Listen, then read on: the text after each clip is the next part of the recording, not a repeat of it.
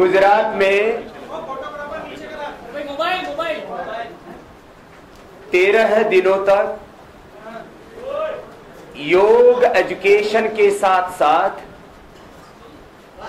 Anti corruption education, black money के education की भी हमने एक 13 दिन की कार्य योजना बनाई है। और सत्ता की प्राप्ति से लेकर के और पीछे तक जाएं तो अंग्रेजों की भक्ति से लेकर के सत्ता की प्राप्ति तक कांग्रेस ने जो आर्थिक, सामाजिक और राजनीतिक पाप इस हिंदुस्तान में किए हैं, उनको भी हम गुजरात के 6.5 करोड़ से ज्यादा लोगों तक रखेंगे। जब तक काला धन, कंस और कैंसर का पर्याय बन चुकी कांग्रेस का सत्ता से पत्ता साफ नहीं होगा, तब तक हिंदुस्तान को इंसाफ नहीं मिल सकता। और कांग्रेस से हमारा कोई बैर विरोध या प्रतिशोध का भाव नहीं, लेकिन इसके जो कारनामे हैं वो जब देश के लोगों को पता लगता है तो अपने आप इनसे घृणा, नफरत हो जाती है।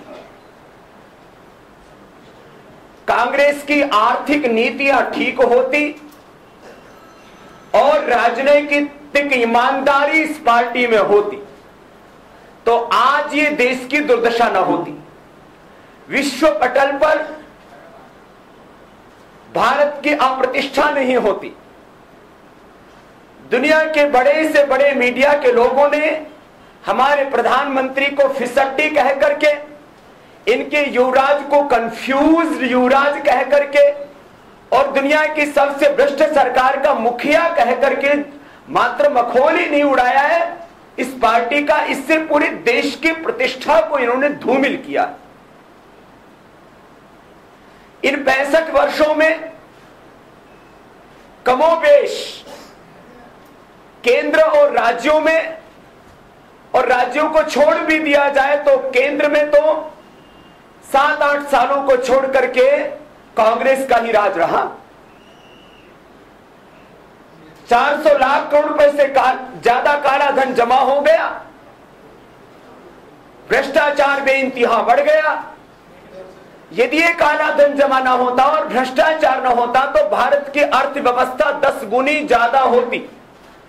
हमारी अर्थव्यवस्था जीडीपी 100 लाख करोड़ रुपए की न होकर के 1000 लाख करोड़ रुपए की होती। हमारा निर्यात करीब 10 लाख करोड़ रुपए का न होकर के चीन से भी ज्यादा 100 लाख करोड़ रुपए से ज्यादा का होता। प्रति व्यक्ति आमदनी भी 10 गुना ज्यादा होती। हमारी ग्रोथ रेट, विकास दर वो आज से दुगने से ज्यादा होती।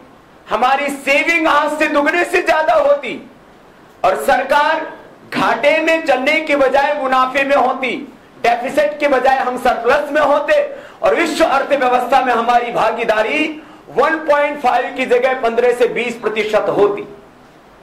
ये मैं नहीं, देश और दुनिया के सभी अर्थशास्त्री निर्विवादित रूप से इस बात को मानते हैं। देश की 3 बड़ी समस्याएं हैं: महंगाई, बेरोजगारी और गरीबी। ये तीनों देन कांग्रेस की है मुख्य रूप से। यद्यपि दूसरे दल भी आंशिक रूप से दोषी हैं, लेकिन जब गैस 200 से सवा 200 रुपए की पड़ती है तो कांग्रेस इस गैस को देश को 1000 रुपए में क्यों उपलब्ध कराती है? ગુજરાતની બહેનો જ્યારે રસોઈ ઘરમાં રસોડું કરે ને ત્યારે કોંગ્રેસને ગાળ આપતા હોય છે। આ ગેસમાં આગ લગાડી દીધી માતા સોનિયા ગાંધીએ।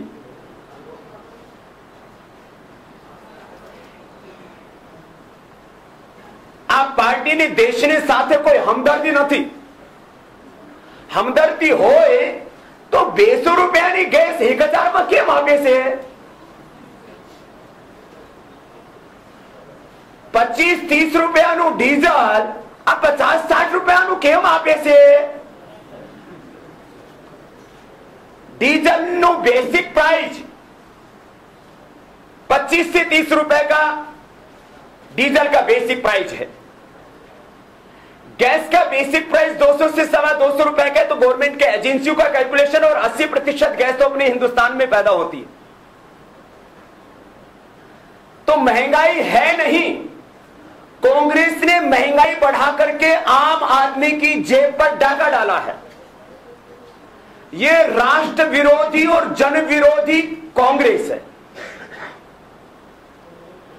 यह राष्ट्रघाती और कुलघाती कांग्रेस है।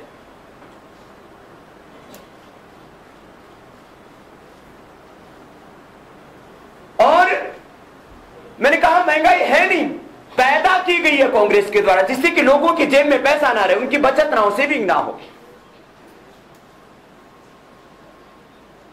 यदि देश का कच्चा माल देश के बाहर न जाता, आज आयरन ओर से लेकर के बॉक्साइट से लेकर के कॉपर से लेकर के तमाम देश का कच्चा माल हर वर्ष लाखों करोड़ रुपए का कौड़ियों के भाव बाहर भेज दिया जाता है। 5 रुपए किलो आयरन ओर बेचते हैं, 50 रुपए किलो स्टील वापस लेते हैं, 10 गुना हानि हुई। यदि हम कच्चा माल भेजना ही बाहर कर देते बंद, तो कम से कम 10 करोड़ लोगों को रोजगार मिल सकता था। लेकिन ये कांग्रेस इस देश के लोगों को गरीब बना करके रखना चाहती है, जिससे कोई दया के पात्र बनते रहे और उनकी भीख पर जिंदा रहे। महंगाई, बेरोजगारी इस कांग्रेस ने बढ़ाई और उससे गरीबी पैदा हुई हिंदुस्तान में। और गरीबी मिटाने के नाम पर नेहरू जी से लेकर के और आदरणीय सोनिया गांधी जी तक देश को बरगला रहे हैं, गुमराह कर रहे हैं। और फिर कहते हैं कि पेड़ पर पैसे नहीं लगते। पैसे तो कांग्रेसियों की जेब में है, पेड़ों पर थोड़े लगते हैं। ये तो कांग्रेसियों के शरीर में लगते हैं, उगते हैं। और मैं तो इतना ही कहूंगा कि इस पापी पार्टी को छोड़ करके जो इनको जहां जिता सके वहां उसको वोट दो। कुछ लोगों ने कहा कि बाबा कांग्रेस के खिलाफ प्रचार करने तो आ रहा है, किसी को जिताने के लिए भी आ रहा है।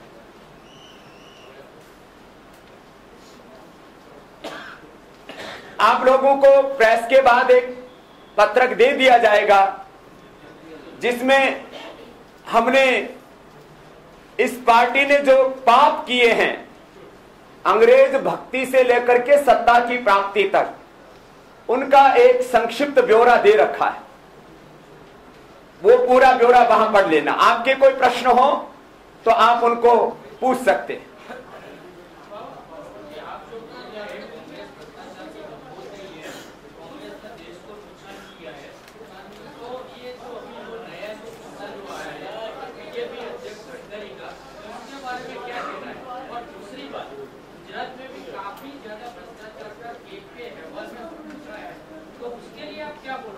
देखो भाई, अभी हम ने कहा कि भ्रष्टाचार की गंगोत्री तो कांग्रेस के मुख्यालय से 10 जनपद से बहती है।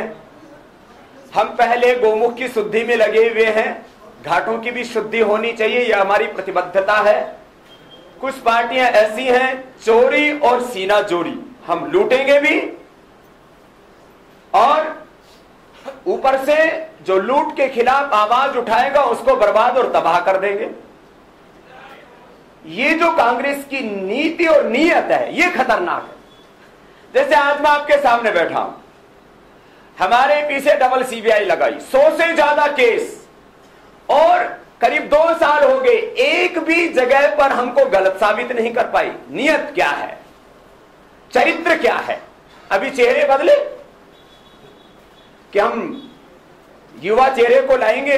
अरे युवा चेहरों से कोई हमको ब्याह थोड़ी करवाना है, हमको देश चलाना है। युवा हो बुजुर्ग हो, हिंदुस्तान बचना चाहिए। चेहरे से हिंदुस्तान नहीं, चरित्र से हिंदुस्तान चलेगा। अब हमारे प्रधानमंत्री जी बुजुर्ग हैं, लेकिन वो जिस तरह से कार्य कर रहे हैं वो कांग्रेस के लिए नहीं, देश के लिए शुभ है। पांचों एम मिल करके, मनमोहन सिंह जी, मुलायम सिंह जी, मायावती जी, ममता जी, एम करुणानिधि जी, पांचों एम मिल करके, मुझे किसी ज्योतिषी ने बताया कि इनकी एक ही राशि और पांचों एम कांग्रेस का मटिया मेट करने में किसी न किसी रूप में अलग अलग ढंग से काम कर रहे हैं। एक है मेरे बोले बाबा जी, राशि तो आपके और राहुल की भी एक ही है, रामदेव राहुल। मैंने कहा दोनों भी कांग्रेस को मिटाने में के लिए काम कर रहे हैं, एक भीतर रह करके एक बाहर रह करके। इसलिए वैसे तो ये पार्टी अपने पापों से ही नष्ट हो रही है, लेकिन फिर भी देश के लोगों को जगाना और बताना जरूरी है। इसलिए हम कल अलमपुर से अपनी यात्रा शुरू करेंगे और अलमपुर से शुरू करके हालोल, पंचमहल, वहां से फिर कलोल और गोदरा और अराद गांव होकर के नडियाद, डाकोर, उसके आसपास के गांव में हमने कार्यक्रम रखे। फिर बिलीमोरा, डांडी, वासदा, चिखली, गणदेवी और कचौली, नानापोड़ा, बागलधरा और सिलवासा होकर के हम 10 तारीख तक ये काम करेंगे। यहाँ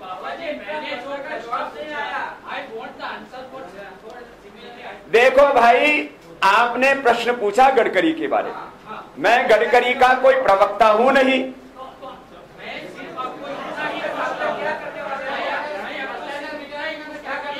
बस नहीं, मैं इसलिए पूछा कि मैं, देखो दो बातें, अब इसके ऊपर आता हूं। दो तरह के भ्रष्टाचार हैं, एक तो जीप घोटाले से लेकर के सीवीजी, 2G और उसके बाद में जीजाजी, दामाद जी घोटाले तक, लाखों करोड़ के घोटाले। और एक तरफ ये बात सही है कि गडकरी जी के मामले में भी जो अभी तक सामने तथ्य आए हैं उसमें देश का धन कितना लूटा है। दो तरह का मामला है, एक है सीवीजी घोटाला हुआ, 2G घोटाला हुआ, कोलगेट घोटाला हुआ, वो लाखों करोड़ रुपए का देश को घाटा किया।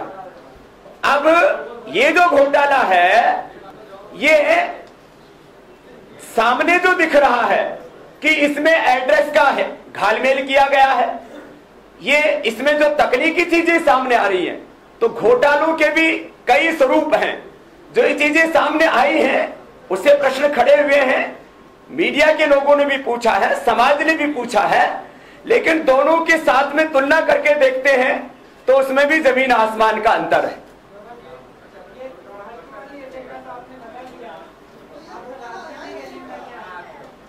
देखिए, हमने कहा इस पापी पार्टी को जो हरा सकता है उसको वोट दो। हम तो देश के प्रचार में आए हैं, कोई किसी पार्टी के एजेंट नहीं है हम।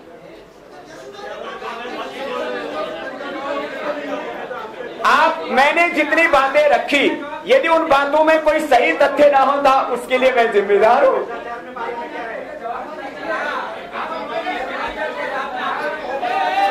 मैंने जितनी भी बातें कही, मैंने गडकरी का जवाब दे दिया और मैंने कहा एक तरफ राष्ट्रीय संपत्तियों को लूटने के घोटाले हैं, एक तरफ तकनीकी घोटाला है। अब इसकी तुलना आप देश के लोगों को करने दीजिए ना, हम लोग को सारी चीजों का ठेका ले रखा है जी।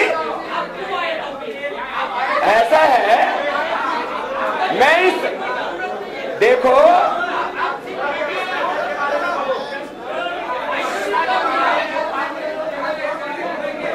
देखो आप प्रश्न पूछिए, आप मुझे उत्तर देने दीजिए।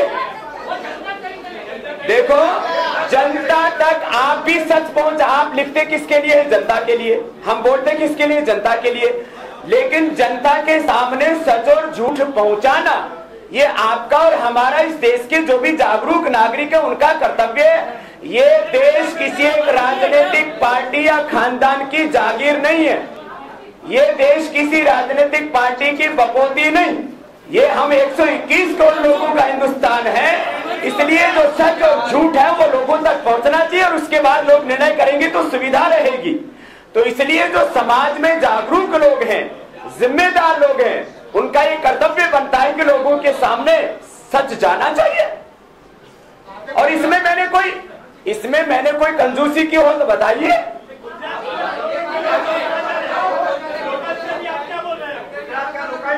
देखो जो है, बच्चा जब पैदा होता है तो नामकरण की बात आती है।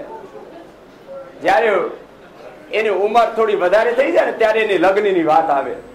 તો અત્યારે જે વાતાવરણ છે એમાં કોણને જીતાવાનો કોણને હરાવવાનો એના ઉપર ડિપેન્ડ કરે છે દેશનું ભવિષ્ય, ગુજરાતનું ભવિષ્ય। એટલે અત્યારે જે પ્રાસંગિક મુદ્દો છે એના ઉપર હું વાત કરું છું। પહેલા આવ્યો હતો ત્યારે બધા મુદ્દો પર વાત કરી હતી।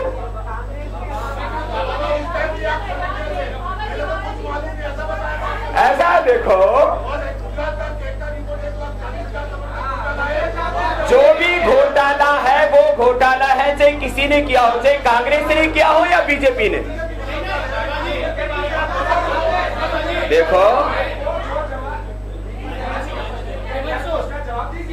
मैंने जवाब तो दे दिया।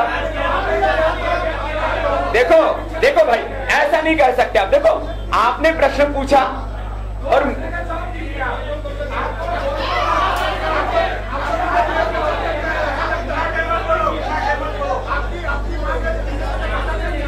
ऐसा है, देखो आप कोई भी राय व्यक्त करने में जैसे स्वतंत्र हैं, ये आपकी स्वतंत्रता ये संविधान ने आपको दी है और मुझे अपनी बात कहने की आजादी पूरी प्रामाणिकता के साथ। मैंने कहा आप प्रश्न पूछेंगे ना और उत्तर तो मैं दे रहा हूं। मैंने गडकरी के बारे में जितना कहा उसमें अच्छा, यदि मैं घुमा रहा हूं तो बिना घुमाने वाला कौन है? बात का तो बात के ढंग से आपने प्रश्न पूछा। अब मैं कोई जांच एजेंसी तो नहीं हूं ना।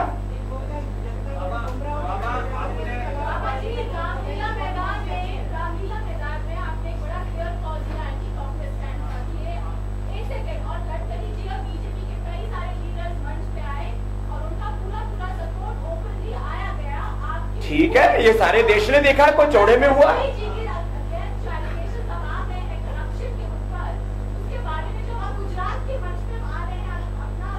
गडकरी जी ने यदि कुछ भी गलत किया है तो उनकी पूरी इंक्वायरी होनी चाहिए और न्याय व्यवस्था में जो भी दंड हो सकता है उनको मिलना चाहिए।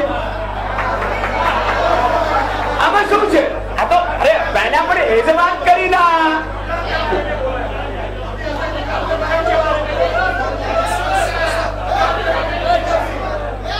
जो पहले अपन जे में बात करी एक खरी बात करी, અત્યારે જે વાત કરી એ પણ ખરી વાત છે। જો ત્યારે રામલીલા મેદાનમાં પણ ખાલી ગડકરીજી જ નહીં હતા, એક કોંગ્રેસને મૂકીને બધા પાર્ટીના પ્રમુખો ત્યાં હતા। એટલે ये बात गलत है कि रामलीला मैदान में केवल बीजेपी का समर्थन, कांग्रेस को छोड़कर के बाकी सबका समर्थन हमारे साथ में पहले भी था और आज भी है। इसलिए ये दो पार्टियों के बीच की लड़ाई नहीं, ये मुद्दों की लड़ाई है और ये सच्चाई की लड़ाई है। क्या ये हमारे राज्य प्रभारी हैं शीशपाल जी, ये हमारा जीतू भाई हमारा कार्यकर्ता, ये हमारे 3 स्टेट का कार्य देखते हैं। भाई जो है डॉक्टर बलवंत शास्त्री जी, बहन हेतर हमारे कार्यकर्ता हैं और ये हमारे जो है प्रबंधक है हमारे कार्यालय के, और हमारे चौधरी भाई ये भी हमारे कार्यकर्ता के रूप में सेवा कर रहे हैं। इसमें कौन सी राजनीतिक पार्टी आ गई भाई?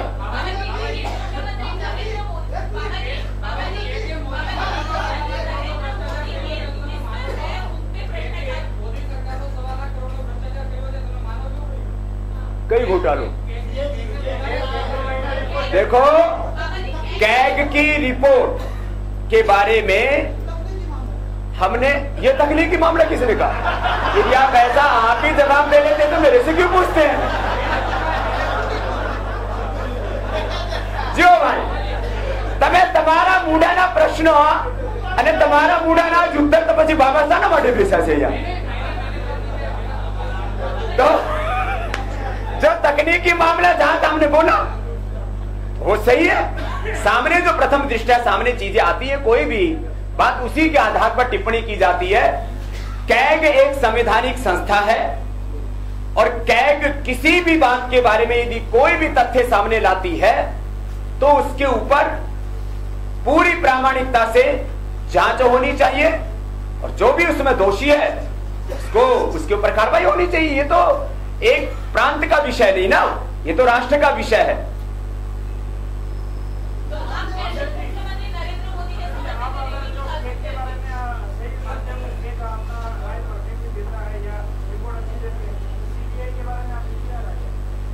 सीबीआई 99% पक्षपात पूर्ण कार्य करती है केंद्र सरकार की कठपुतली बन करके। ये मैं नहीं, ये तो आज तक का उसका इतिहास और हाई कोर्ट और सुप्रीम कोर्ट की टिप्पणियां कहती हैं। इसलिए सीबीआई जब तक स्वायत्त नहीं होगी तब तक कोई भी जांच इस देश में निष्पक्ष नहीं हो सकती। इसलिए जितना लोकपाल बनाना जरूरी है उतनी सीबीआई की स्वायत्तता जरूरी है। सीबीआई, सीबीसी, कैग और चुनाव आयोग, इनकी नियुक्ति की प्रक्रिया निष्पक्ष होनी चाहिए। अभी सत्ता पक्ष के 3 या 4 और विपक्ष का 1 व्यक्ति मिलकर के इनकी नियुक्ति करता है। इसी कारण से ये जो चारों बनी हुई संस्थाएं हैं ये प्रभावी तरीके से काम नहीं कर पाती हैं और लोकपाल की भी यही प्रॉब्लम है। उसकी भी नियुक्ति और निष्कासन की प्रक्रिया को निष्पक्ष नहीं होने देना चाहते राजनीतिक दल, इसीलिए बात अटकी हुई।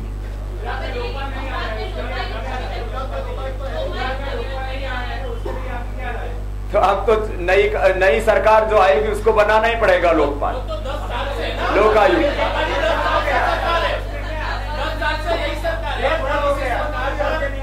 तो आप लोग तो इसी काम पर हो ना, और हम भी आपके साथ हैं। संवैधानिक संस्था है, उनके तथ्य आधार पर जांच होनी चाहिए। तो यही मोदी जी की सरकार है, उनके 2 मंत्रियों पर भी काफी भ्रष्टाचार के आरोप लगे। तो आप किस तरह यहाँ पर समर्थन के लिए निकले? आप ये बताओ, ये किसकी चिट्ठी आ गई आपके पास में कि बाबा जो है नरेंद्र मोदी को मुख्यमंत्री और प्रधानमंत्री बनाने के लिए आया है? 6 ओबीबेन ना आटलू મને ભગવાન સામર્થ્ય આપે તો સારું કે હું 6 नहीं हूं 600 ओबीबेन खरीदी सकूं। पर भाई आगे बातों मैंने ये जो सुना कि 6 ओबीबेन और पता नहीं कितना 150-200 लोगों का स्टाफ बाबा ने दिया। भाई बिना तथ्य के, बिना किसी प्रमाण के और बिना सत्य के यदि इस तरह की बातें आती हैं तो ये बहुत दुर्भाग्यपूर्ण है। ये इस तरह की झूठी बातों का प्रचार नहीं होना चाहिए। कोई भी ओबीबेन है तो उसके पेपर होते हैं, ऐसे जो है आसमान से ओबीबेन नहीं टपकती है, खरीदी जाती है। किसी को किराए पर भी देते हैं या किसी को गिफ्ट में भी देते हैं तो उसका भी कोई प्रोसीजर होता होगा। तो जो ओबीबेन चल रही है यहाँ, यदि 6 ओबीबेन आप मुझे दिला दें, यदि हमारे पत्रकार भाई, तो हम आपके लिए दावत करेंगे सब भाइयों को बुलाकर। अरे सवाल इन्होंने ओबीबेन का पूछा, मैंने यहाँ आने से पहले भी सुना कि हमारे बारे में इस तरह की बातें छप रही हैं कि बाबा ने जो है कोई नमो चैनल है,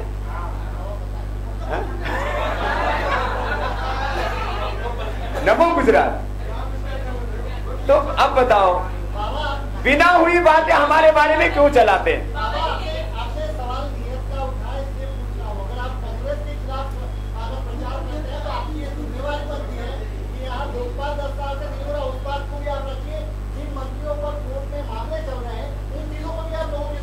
मैंने आप देखो भाई, मैंने जो बातें कांग्रेस के बारे में कही वो बातें सभी पार्टियों के ऊपर लागू होती है। मैं कह चुका हूं, मैंने अपने ही स्टेटमेंट के अंदर इस बात को कहा है। आप ये मुझ पर आरोप नहीं लगा सकते, मैं कोई पक्षपातपूर्ण बात नहीं कर रहा हूं। मैंने कहा कि यद्यपि देश की इस लूट, तबाही और बर्बादी के लिए दूसरी राजनीतिक पार्टियां भी जिम्मेदार हैं, लेकिन सबसे बड़ा गुनाह, सबसे बड़ा पाप इस देश के साथ कांग्रेस ने किया, इससे कौन असहमत हो सकता है? आप भी देखिए उसका इतिहास, अंग्रेजों की भक्ति से लेकर के सत्ता की प्राप्ति तक जो कुछ इस देश में घटित हुआ है, तो उसमें जो जो राजनीतिक पार्टियां जितनी जितनी दोषी हैं, उनमें सभी के ऊपर कार्रवाई करने की जरूरत है, सभी को सबक सिखाने की जरूरत है। इसमें अब बस दो ही बातें हैं। एक बड़ा गुनाहगार है मगरमच्छ है भ्रष्टाचार का। एक भ्रष्टाचार की गंगोत्री है, कहीं कहीं पर भ्रष्टाचार के घाट बने हुए हैं, तो गंगोत्री और घाट दोनों की शुद्धि होनी चाहिए। तो इसमें जो है इंडिविजुअल व्यक्तिशाह मैंने कोई बात रखी ही नहीं है। बाबा एक समय आप जिनके साथ राज किया करते थे, जिनके बाद जब भी यहाँ पर आए, उन्होंने जब भी मामला उठाया, मोदी सरकार के मंत्रियों की बातें नहीं उठाई। सवाल मैं अभी भी आपको वही पूछ रहा हूँ। देखो ऐसा है, मैं आप एक बार तो उस बात का जिक्र कीजिए अपने भाषणों में या कहीं पर भी आप जाते हैं कि अगर आप कांग्रेस के खिलाफ आवाज कर रहा हो, आप देश हित की बात कर रहे हैं, तो आपका ये जिम्मेवारी बनती है कि आप मोदी सरकार के शासन में भी जो भ्रष्टाचार हुए या आरोप लगे, आप ये बात तो कहिए कि आरोप लगे हैं, उस पर भी ध्यान दीजिए। तो मैं कह चुका हूं, और कितनी बार कहलवाओगे भाई?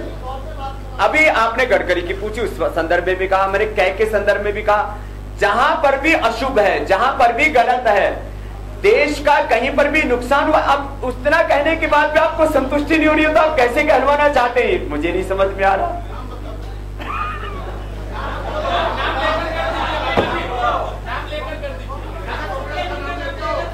देखो, कांग्रेस के जो पाप है, उनका पाप का घड़ा भर गया है, दूसरे घड़ों में थोड़ा थोड़ा पाप जमा हुआ है, उसको साफ करने की जरूरत है। मेरे इतने, अच्छा बताओ, अब इतना कहने के बाद भी संतुष्टि नहीं हो रही है, तो बात जमती नहीं है। तो मैंने देखो देखो अभी हमारे सामने दो प्रश्न हैं, एक देश और एक प्रदेश। प्रदेशों में भी शुद्धिकरण होना चाहिए, और देश का जिस तरह से एक पार्टी विनाश कर रही है, उसके ऊपर भी बहुत गंभीरता से चिंतन करना चाहिए। आज भारत विश्व के चौथे दर्जे की अर्थव्यवस्था है। ये सच बात है कि इस देश में यदि आर्थिक लूट, तबाही और बर्बादी कांग्रेस न करती, तो आज जापान, चीन और अमेरिका से ज्यादा शक्तिशाली भारत होता। ये इस बात को कोई नकार नहीं सकता। और जहां जहां जिस भी किसी नेता ने, किसी पार्टी ने गलत किया है, तो मैंने उस बात को अभी भी कहा है, आगे भी कहूंगा।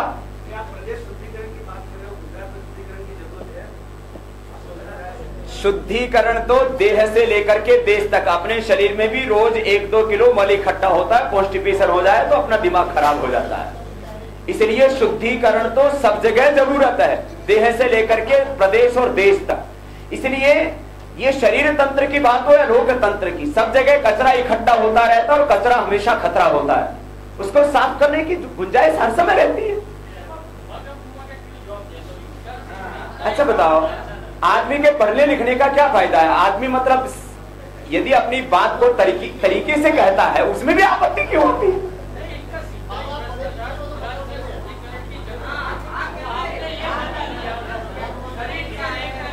आप ये बताओ, अपने शब्द मेरे जुबान में क्यों डालना चाहते हो? अरे तमें जो बोलो छो, तमें दररोज लखो छो ना, तमें तमारू लखो જોઈએ। અને હું જે બોલું છું, હું મારી રીતે પ્રમાણિત તરીકે से બોલી રહ્યું છું। આજો ઘણી વાતોમાં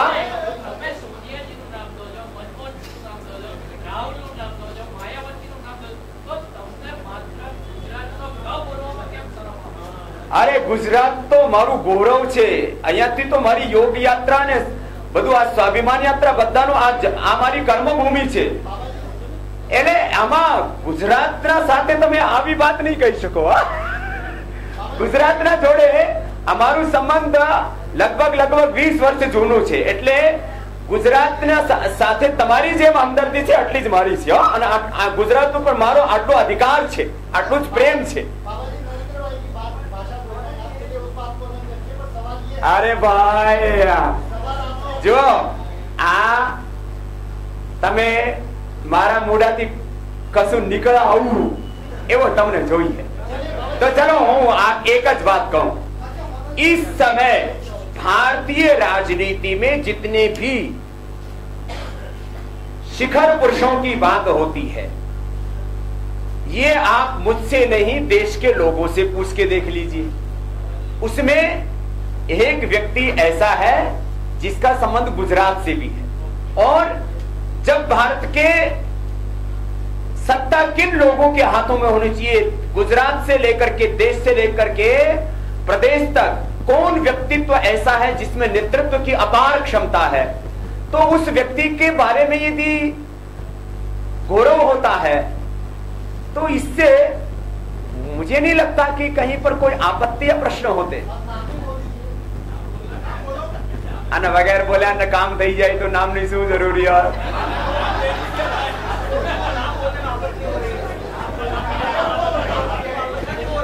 ना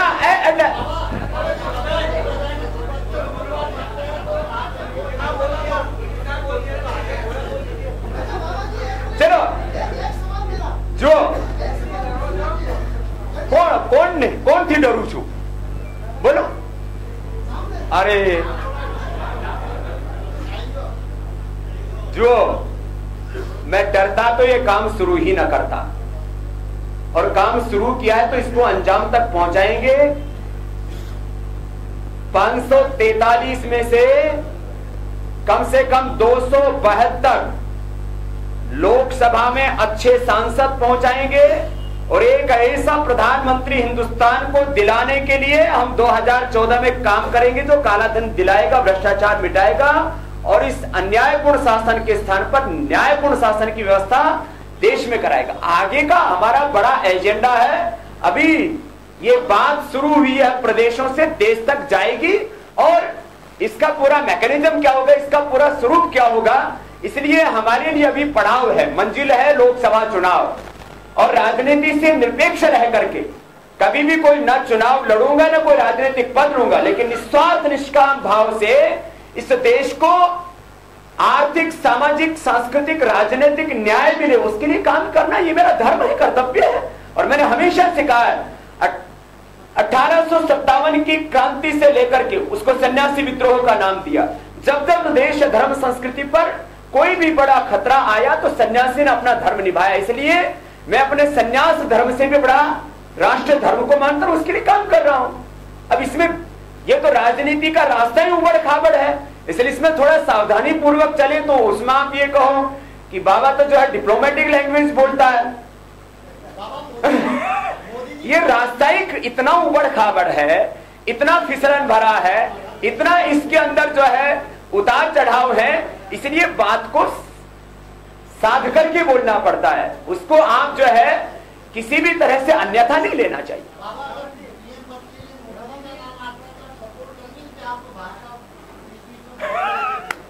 अरे भैया, अभी पहले गुजरात का चुनाव होने दीजिए। क्या, किस बात पे? मुझे किसी तरह का कोई डाउट, कंफ्यूजन क्यों? बाबा तो जमीन पर सोता है, एक लंगोटी पहनता है, ये 2 कपड़े प्रेस में आने के लिए पहने हुए, सुबह सुबह लंगोटी में मिलूंगा, ठीक है। और जिस दिन इन कांग्रेसियों ने लंगोटी भी छीन ली तो मुझे नंगा किया तो इनको 100 गुना नंगा करूंगा। हम तो फकीर हैं, दिगंबर हो जाएंगे। बात यह है मेरे भाई, जब राष्ट्र के ऊपर प्रश्न आता है तो उस पर बहुत गंभीरता से काम करना पड़ता है, और वो उतनी गंभीरता और प्रामाणिकता के साथ हम काम कर रहे हैं। और अभी गांव गांव में, प्रखंड प्रखंड में, हर एक बूथ और वार्ड लेवल तक समितियां बनाने में लगे हैं। 5-6 महीने में काम हो जाएगा। अभी तो बहुत प्रेस कॉन्फ्रेंस होनी है, और अब मुझे लगता है प्रश्न लगभग पूरे हो चुके हैं। अब एक तो बात मुझे कह लेने दो बस।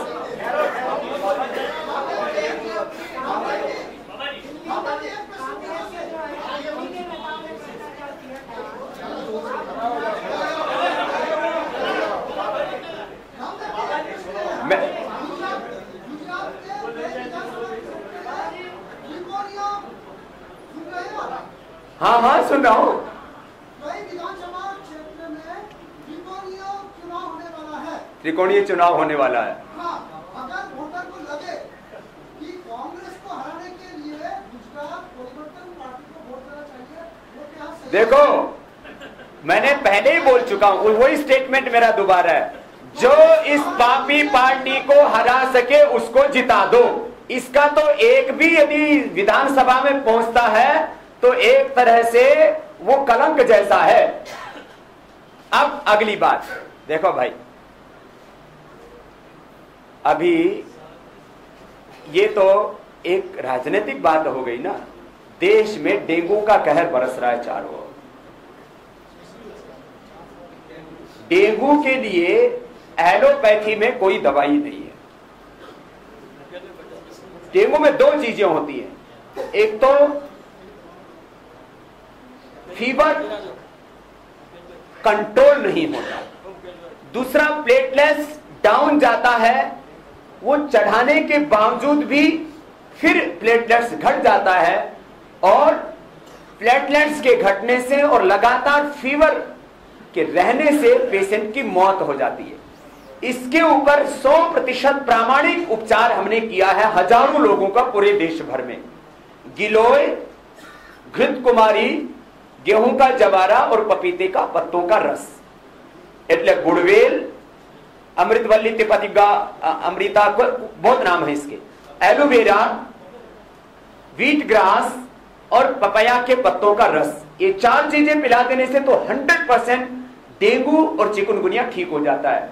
और यदि ये सारी चीजें ना मिले तो गिलोय घनवटी भी सुबह दोपहर शाम 3-3 एक गोली करके 3-3 गोली रोज खाने से 2-3 दिन में डेंगू अच्छा हो जाता है। क्योंकि दिल्ली और जो है से लेकर के पूरे देश के महानगरों में ये डेंगू का कहर बरप रहा है। इसके लिए एक छोटी सी बात मैंने आपके सामने तात्कालिक इलाज के बारे में भी रखी, क्योंकि डेंगू एक तरह से मौत का सबब बन करके देश में फैल रहा है, उसके इलाज के बारे में बात की। अब कल से यात्रा शुरू हो जाएगी। हमने उस गांव को, अलमपुर को व्यसन मुक्त बनाया, जिस गांव में एक एक व्यक्ति 2-2, 3-3 लीटर शराब पिया करता था। कुछ हमारे मीडिया के भाई भी गए, पूरे गांव का दिन रात निरीक्षण किया और ये देखा बीड़ी सिगरेट गुटखा कोई भी वहां पर व्यसन नहीं होता। हर घर में लगभग योग करते हैं सुबह उठ करके। ऐसे ही आदर्श गांव, आदर्श व्यक्ति, आदर्श चरित्र का निर्माण हम पूरे हिंदुस्तान में करना चाहते हैं और ऐसी योग की कक्षाएं जो एक तरह से शक्ति केंद्र बन करके इस देश में व्यक्ति निर्माण, चरित्र निर्माण, राष्ट्र निर्माण, युग निर्माण के काम में लगे, ऐसा काम देश भर में हम लोग कर रहे हैं। और मैंने पिछली बार एक बात कही थी, देखो भाई, आप लोगों को मेरे पूरे गुजरात से कोई शिकायत नहीं है, लेकिन कुछ हमारे मीडिया के भाई हमारा बिना पक्ष जाने हमारे संस्थान या व्यक्तिगत रूप से हमारे चरित्र के बारे में कोई भी आपके सामने प्रश्न आता है, भाई शीशपाल जी, बहन हेतल जी यहाँ पर हैं, आप हमारा पक्ष पूछ करके जो भी लिखना है लिखिए, हमें खुशी होगी। एक पक्षीय बात नहीं होनी चाहिए, मैंने पिछली बार भी कहा था, और ये एक न्यायपूर्ण दृष्टिकोण है। तो आपसे यही अपेक्षा करते हैं। हमने 20 सालों से तो गुजरात जानता है, अपनी जमीन से यात्रा शुरू की और आज भी जमीन पर सोते हैं और पूरे धड़ल्ले के साथ बेखौफ होकर के अपना काम करते हैं। ये काम आगे भी जारी रहेगा, आपका उसमें सहयोग पूरा मिलना चाहिए।